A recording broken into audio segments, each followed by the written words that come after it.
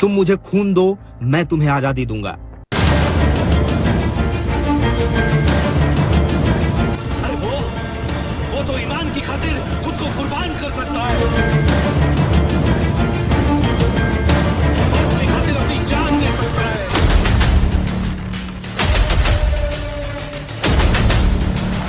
जय श्री राम। सुभाष चंद्र बोस एक ऐसे क्रांतिकारी जिन्होंने देश की आजादी के लिए अपना जीवन समर्पित कर दिया।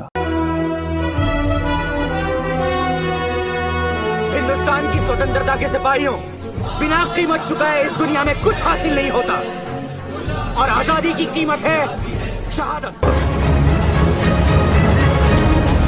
ये कहानी शुरू होती है 23 जनवरी 1897 को, जब उड़ीसा के कटक शहर में सुभाष चंद्र बोस का जन्म हुआ था। उनकी मां का नाम प्रभावती था और पिता का नाम जानकी लाल बोस था, जो उस जमाने के कटक शहर के मशहूर वकील थे।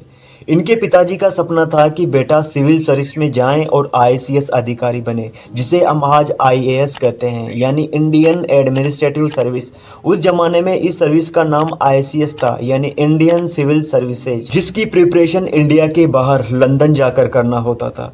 सुभाष चंद्र बोस पढ़ने में होशियार थे, तो इनके पिताजी का सपना था कि बेटा आईसीएस एग्जाम की तैयारी करे, लंदन जाए, आईसीएस का एग्जाम दे और कलेक्टर बने। लेकिन नेताजी सुभाष चंद्र का सपना कुछ और ही था। वो कहते हैं ना कि जब राष्ट्र प्रेम की भावना दिल में घर कर जाती है तो दुनिया का हर सुख फीका नजर आता है। उनके अंदर शुरू से ही एक क्रांतिकारी आदर्श छिपा हुआ था। अपनी कॉलेज के दिनों में वे छात्र नेता के रूप में उभर कर सामने आए।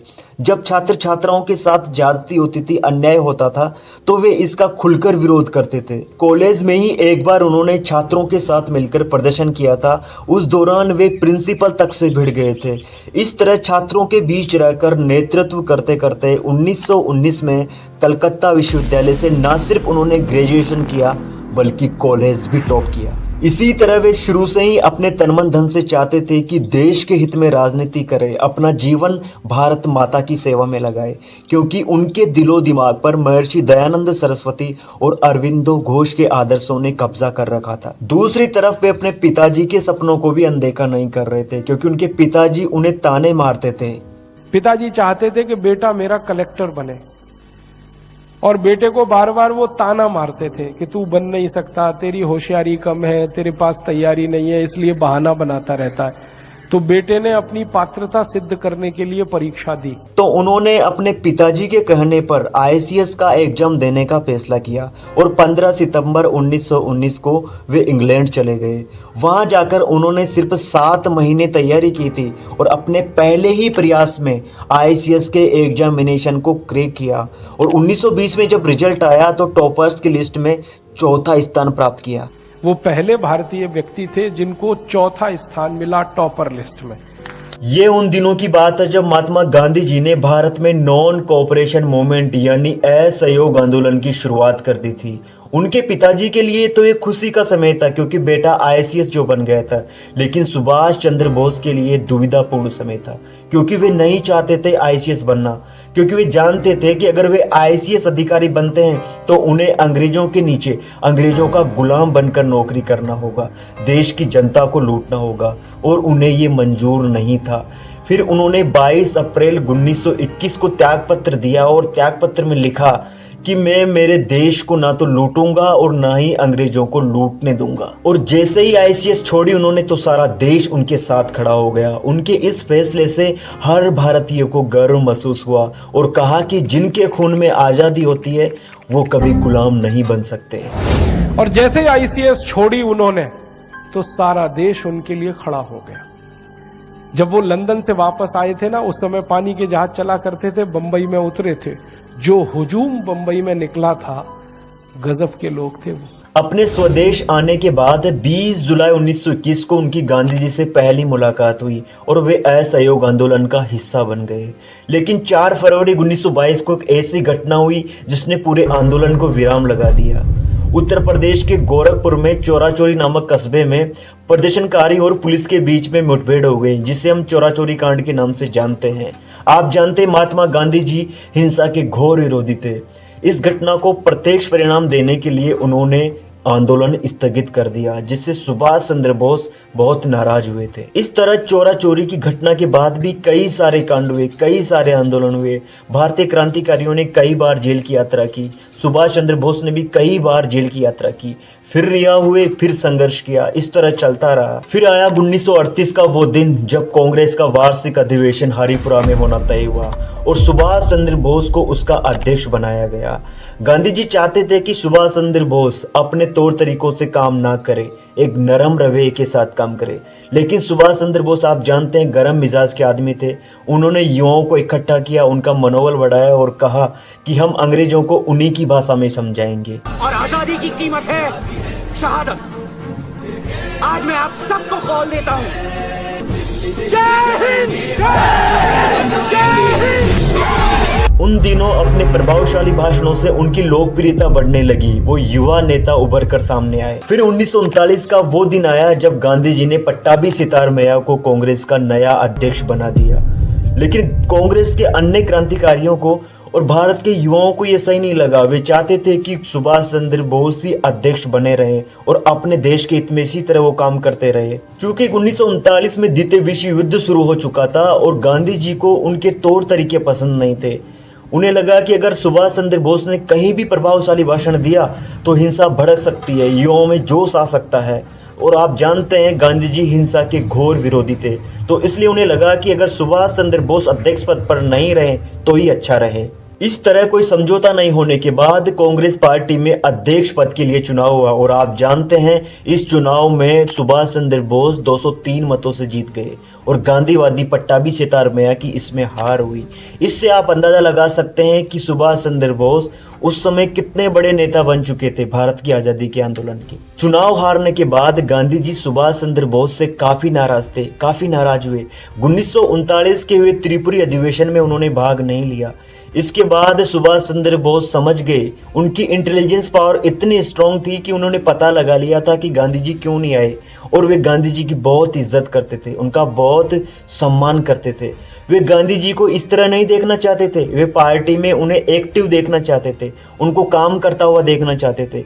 इसके बाद वे गांधी जी से मिले और उनको अपना इस्तीफा सौंपा और ये कहा कि मैं समझता हूँ कि आपके और मेरे रास्ते अलग अलग हैं, लेकिन हमारा मकसद सिर्फ एक है, वो है आजादी। था आज जबकि मैं खुद जीता हूं, आप मुझे नहीं चाहते। मैंने ऐसा क्या किया है बापू?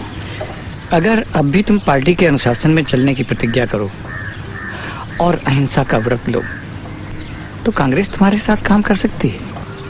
अहिंसा एक समय में बहुत अच्छा हथियार था, मैं मानता हूं बापू, लेकिन वो समय शांति का था। आज जबकि सारी दुनिया में जंग के नगाड़े बज रहे हैं, तब अहिंसा की बांसुरी कौन सुनेगा बापू? अपना इस्तीफा देने के बाद उन्होंने कांग्रेस पार्टी में एक फॉरवर्ड ब्लॉक की स्थापना की, जो उनकी एक अलग स्वतंत्र पार्टी थी। इसके बाद उन्होंने युवाओं को इकट्ठा किया और कहा कि अब हम फॉरवर्ड ब्लॉक के जरिए अंग्रेजों के खिलाफ अपनी लड़ाई जारी रखेंगे और उन्हें अपने देश से ढकेलेंगे। द्वितीय विश्व युद्ध के इस माहौल में उनकी पार्टी ज्यादा दिनों तक नहीं चल पाई। अंग्रेज कहते थे कि अगर ये आदमी इस तरह काम करता रहा तो हमारा तो सारा प्लान फेल हो सकता है, कहीं भी हमारे खिलाफ आग लग सकती है, कहीं भी भड़काऊ हिंसा हो सकती है हमारे खिलाफ। इस कारण उनकी ये पार्टी ज्यादा दिनों तक नहीं चल पाई। फिर उन्होंने अंग्रेजों से नजरबंद होकर काम करना शुरू कर दिया। आप जानते हुए चंद्रशेखर आजाद की तरह वेश बदलने में माहिर थे। एक दिन वे चुपके से अपने घर से निकलते हैं और अपना वेश बदलते हैं और मोहम्मद जियाउद्दीन के रूप में गाड़ी में बैठकर झारखंड के धनबाद जिले में पहुंच जाते हैं। वहां से उनको पेशावर जाना था, पेशावर से अफगानिस्तान और अफगानिस्तान से सीधे जर्मनी। फिर धनबाद के गोमोर रेलवे स्टेशन से वे पेशावर के लिए निकल जाते हैं और पेशावर से अपने दोस्त भगत राम तलवार के साथ ट्रक की सहायता से वे अफगानिस्तान के काबुल में पहुंच जाते हैं।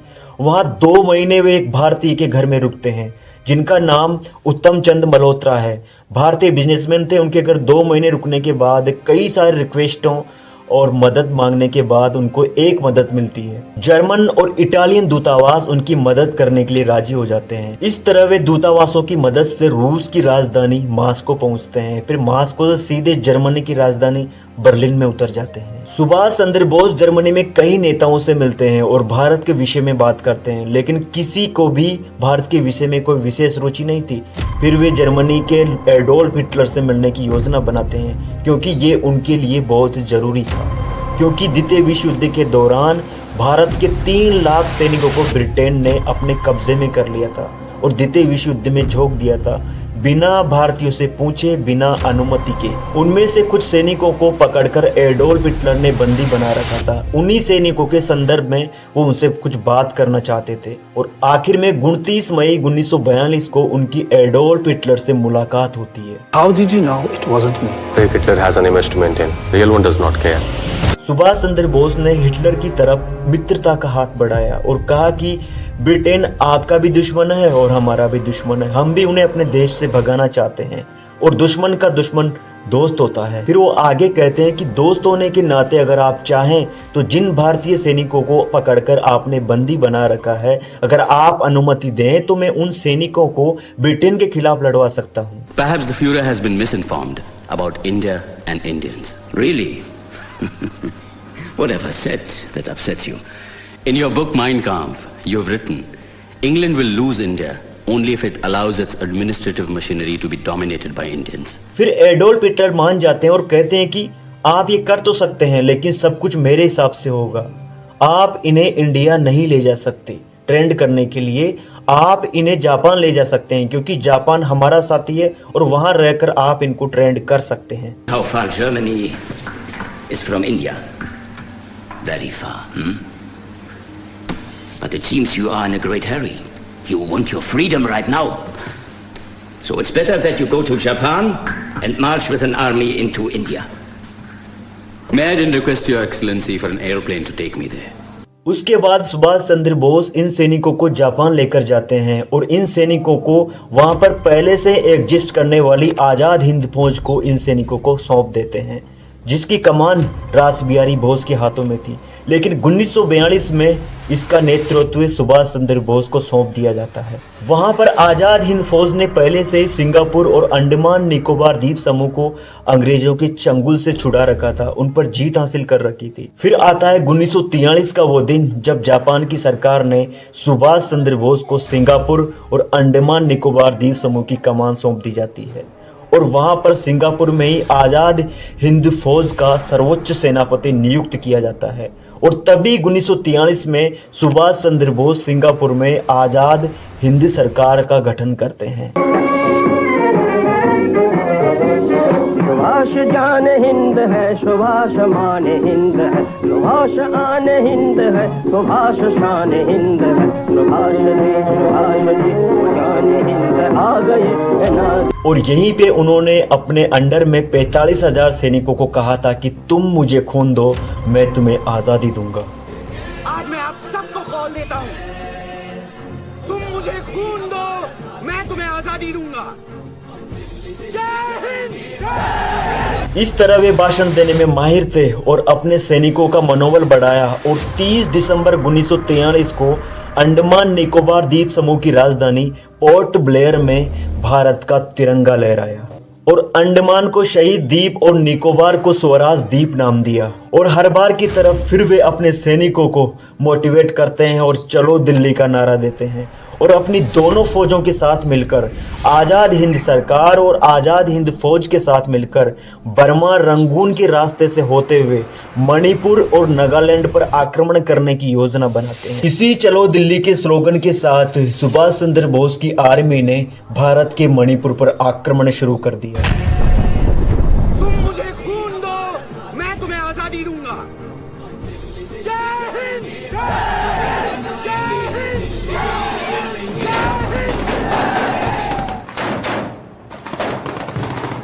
शुरू में सुभाष चंद्र बोस की आर्मी यानी INA और आजाद हिंद सरकार ब्रिटिश सेना को कड़ी टक्कर देती है और मणिपुर के मोइरंग में कुछ हिस्सा हासिल कर लेती है और वहीं पे भारत का तिरंगा लहरा दिया जाता है। लेकिन धीरे धीरे चीजें सुभाष चंद्र बोस और उनकी आर्मी के कंट्रोल से बाहर होने लगी। उनके सारे प्लान पर पानी फिरता नजर आ रहा था क्योंकि ये मई का महीना था और पानी बरसना स्टार्ट हो गया था, यानी बारिश आना शुरू हो गई थी।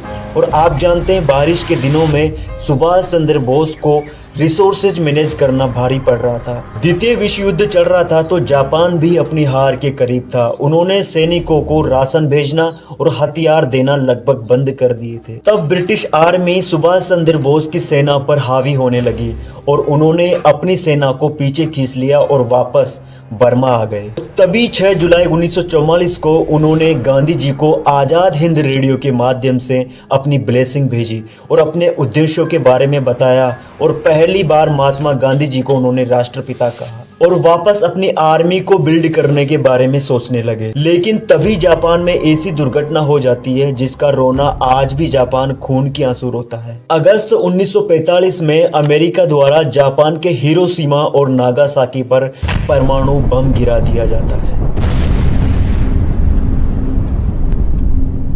On 6th August 1945, American bomber Enola Gay dropped an atomic bomb on the Japanese city of Hiroshima. इसी विश्व युद्ध में जापान की हार के बाद नेताजी को नया रास्ता ढूंढना जरूरी हो गया था। इतनी तबाही के बाद, इतना कुछ होने के बाद भी उन्होंने अपने मनोबल को नहीं खोया, अपना हौसला बुलंद रखा। फिर वो अपनी सेना को बिल्ड करने के लिए रूस जाने का प्लान बनाते हैं और जब 18 अगस्त 1945 को हवाई जहाज के जरिए मंचूरिया जा रहे थे तभी उनका विमान क्रैश हो जाता है, लापता हो जाता है। इस दुर्घटना को आज भी मिस्ट्री बताते हैं, कहते हैं कि ये दुर्घटना सही नहीं है, ऐसा नहीं हुआ था। लेकिन इस दिन के बाद वो कभी दिखाई नहीं दिए। अपने इस करियर के दौरान, अपने राजनीतिक करियर के दौरान, अपनी आज़ादी की लड़ाई के दौरान वो भारत में करीब 11 बार उन्होंने जेल की यात्रा की थी।